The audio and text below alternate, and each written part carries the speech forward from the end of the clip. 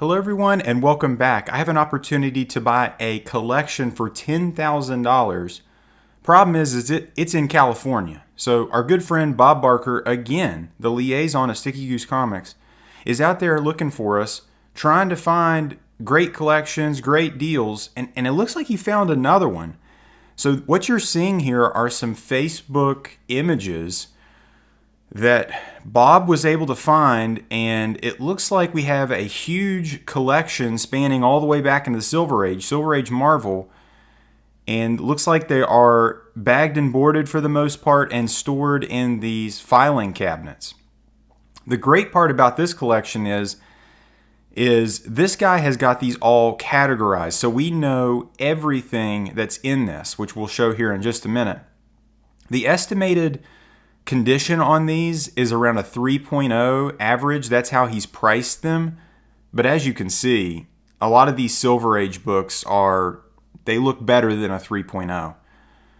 Unfortunately with this, there is not a lot of video, and the photos that you are seeing are the only things I have to go on. So with this kind of collection, I think it's totaling it's thousands of books. I don't know the exact figure.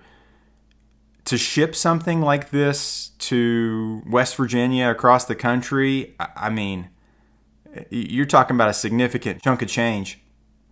And as far as the value, 10 grand for this, I mean, this book alone, The House of Secrets 92, first appearance of Swamp Thing, I mean, this book, it looks to be in like a 4.0 type condition. This book alone could be worth $1,000 by itself.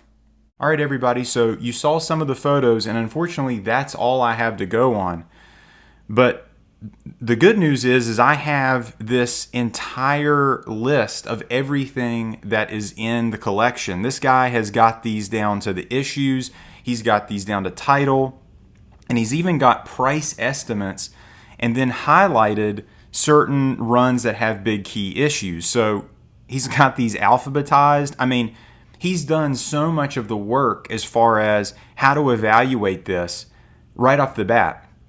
And so here, I mean, this is the meat and potatoes of your whole, well, one of the meat and potatoes of your whole collection here is your ASM run. And if you look here, he's got a lot of the keys highlighted, and he's got it totaled at near 3 grand, $29.50 around about. This is a huge run, and he's got annuals, but it does not, there's nothing before issue number 50.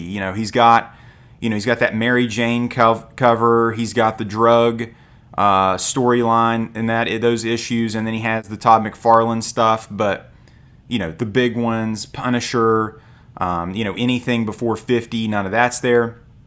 He's got some DC books, and he had some Image books as well. He had some Aquaman there. And I mean, he's got the big titles, like he's got Astonishing Tales books. And I just wanted to show you guys this as I was going through it, because, I mean, this is a huge kind of gamble. I mean, to pull the trigger and send somebody $10,000 that you don't know, that's across the country, that you just pray that they're shipping it correctly, boxing it up. Here's the Avengers books, $945. He's got that estimated. A lot of single digit or double digit Avengers books too, and he's got some Batman books. Obviously, a smaller Batman collection, but I mean, to take the risk and have that sent across the country, man, I don't know if I can do it. Bob wants to go into it. I'm assuming he's wanting to go halfway. He takes some of the stuff he wants for his collection, but I'm looking at this, and a lot of this would be duplicates for me. A lot of this, I don't necessarily want to collect. He's got some Captain America books, some of those he's got 119, and then some of those in the late 190s, but nothing crazy there. But when you're looking at something like this, and the fact that there's Silver Age Marvel in it, that is kind of where your bread and butter is. It doesn't look like that there's any Golden Age stuff. Huge Conan the Barbarian run here, and obviously you're going to be looking there in the 20s. for the Red Sonja keys. Those look to be there. Not a whole lot of keys, unfortunately, in that Conan the Barbarian run. And I'm assuming he's talking about Conan the Barbarian, that Marvel run. I mean, he's got Marvel there to the right or to the left, so I'm assuming that's what he's talking about. But a lot of these books, honestly, I'm not even familiar with. And he's got this nice little Daredevil run, which I would love to have this. And I think you even could see some of those from the pictures, specifically those Silver Age ones. You know, he's got them kind of smashed in those filing cabinets, which is not the ideal way to store comics, unfortunately. I mean, it's a great way to save space, and I'm sure a lot of you guys may use that to store your own comics, but you know, you're putting a lot of pressure on the spines. You know, you're going to get a lot of spine rolls if they're not, you know, lined up perfectly, which it doesn't look like they are. You know, a short box really is kind of the way to go. And I did mention that a lot of the books look like they had been with bags and boards, but a lot of those you saw, like on that left side of that picture, they look like they were just in bags. And here's your other meat and potatoes, you know, your Fantastic Four Volume 1. And he's got some early, you know, he's got some double-digit Fantastic Four books. But, you know, a lot of your major key books are not there. And to be honest with you, I'm pretty sure I have all of these books. So, you know, this would be for me, you know, if I had this, I would pick the better copy and then I would be selling this. And if I'm looking to buy this, I'm looking on taking on the burden, taking on the responsibility of trying to flip this, because obviously there's a lot of stuff in here I want, and you can make your money where you sell what you don't want and then keep your keys and then hope to get your money back, which that may be possible. But oh man, you're talking about a lot of work. You're talking about bringing a lot of books to a lot of shows. Here's the Ghost Rider Volume 1. He's got some of those highlighted. And he's got Ghost Rider 28 and 31, the hottest books in the world right now. So, you know, take that for what it's worth. Honestly, I don't even think the Ghost Rider, he's probably got those estimated too high. There's a nice old GI Combat run, which would be nice. I don't know if I have those. He's got G.I. Joe #1. And here's some Green Lantern stuff. He's got one Green Lantern Silver Age book. He's got Green Lantern 32 priced at $144. I'll need to double check that. You guys let me know if that's even close on that book now. He's got, you know, some Image books, and then boom, there you go, the House of Secrets 92. Now he has that valued at $481. Maybe. I mean, to me, that's worth a little bit more. Here he's got the Incredible Hulk run. You know, he's got 106. That's a good book. I'd like to actually have that book. A lot of those from 106 to 140 or 157. I don't think I have any of those books. Obviously, 181 or 180. 181's not there. That's kind of a bummer. 340 is not there. You see that? You see how he goes 339 to 341. So I don't know if this is something that's been picked through, or, you know, what is this? Like, was he just collecting these books and then just didn't get some keys, didn't want to pay the money, couldn't afford it, just couldn't find them? You know, what was that? Like, why was there 339 and 341 and no 340? This kind of tells me that there's a possibility that this may not be the original, the original owner of these books. Here we got Journey into Mystery. This is another big run here, and he's got some pretty nice books in that run. Double-digit Journey into Mystery. Obviously, no Journey into Mystery 83, but he had some nice books. I would love to have some of those. I'm I'm honestly collecting Silver Age Thor and Journey into Mystery now. Those books are cheap. Thor speculation has crashed. That is over. If you're wanting to buy those books, now is the time. Man Thing, he's got that highlighted. I'm not sure why. I wonder if he has giant size Man Thing. We'll never know. Marvel Premiere and Marvel Presents, he's got those highlighted. Marvel Premiere 28. What is that? I feel like that's something I should know. Is that the first Legion of Monsters? Maybe.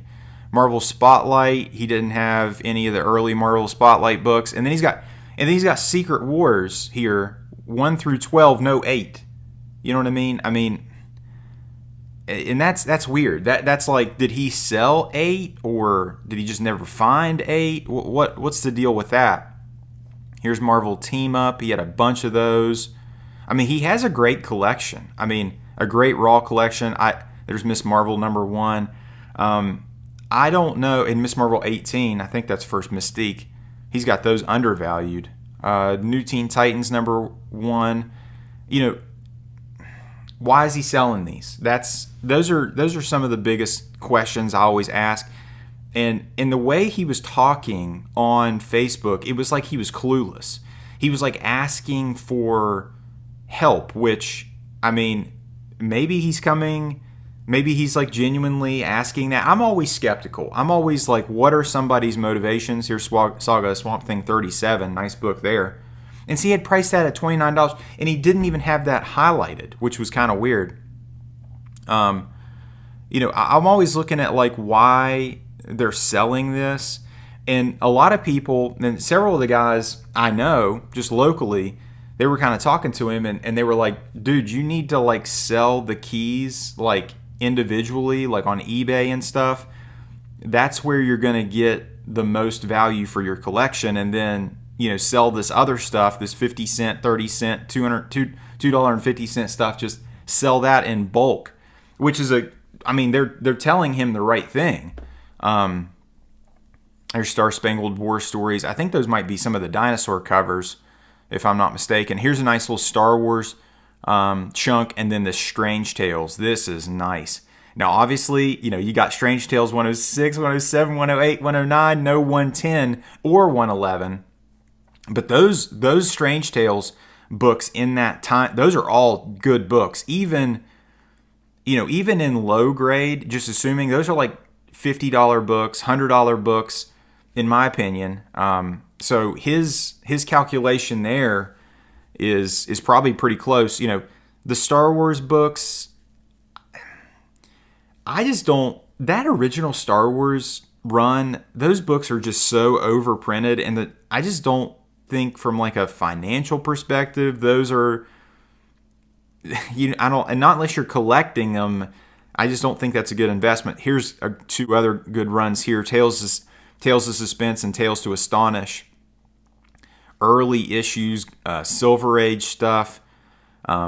And like I said, I would need to like look every single one of these issues up. So many of these, I don't know what the significance of those individual issues are. I'll have to look those up. Tales of the Teen Titans, there's no 44 there. But what do you guys think? Is this something that you would even take into consideration? Would you buy something across the country, have it shipped to you with this is the information you have? Now, Bob's going to ask him for more video, more pictures. What's that going to be?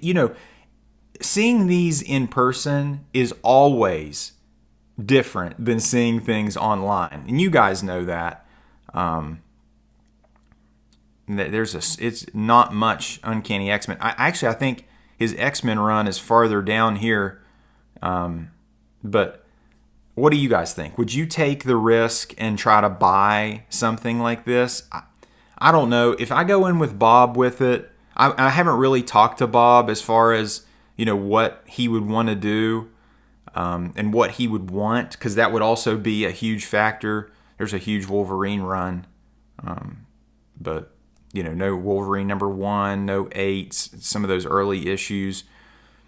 And then here's the X-Men run he had. There's no 101. There is a 100. There's a 95, but there's no 94. But all of those Silver Age X-Men, that is nice. I would love to have those because my X-Men collection really starts at 94 and Giant Size X-Men, the new team. All of those earlier issues, man, I'd love to have those. Oh, and here it is. Here's the total he's got it at. He's got $5,000 or 5,000 books total, and then 22,000 is what his value is. I don't know. Guys, what do you guys think about this collection? Would you bite on this? Would you buy this? Let me know.